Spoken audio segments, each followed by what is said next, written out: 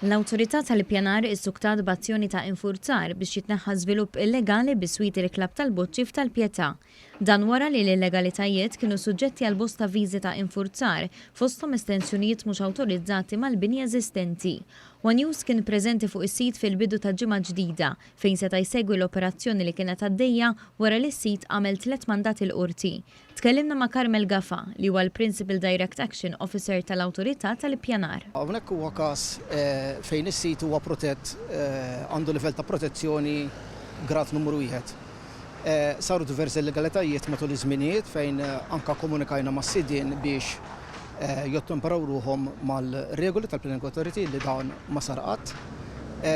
Saru diversi tentattivi minn ta' Planning Authority biex tirregola s-sitwazzjoni billi nieħdu azzjoni bħala direct action.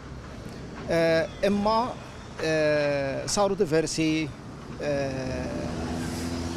implikazzjonijiet legali. Sussegwentament il-qorti tat raġun li l-awtorità tal-ippjanar u tnejn filgħodu soktat bl-azzjoni biex tirregolarizza s-sitwazzjoni. Il-post huwa naqas sensittiv anka il-makkinarju u l-mod kif taħdem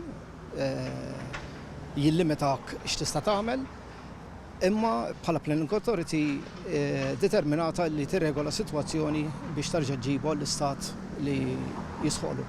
L-awtorità qiegħda f'kuntatt ma' Sovrintendenza tal-Wirt Kulturali biex tiżgura li x-xogħlijiet ta' infurzar u azzjoni diretta jsiru b'mod li ma ssirx aktar ħsara fiż-żona skedata. L-awtorità tkun assistita wkoll mill-Pulizija.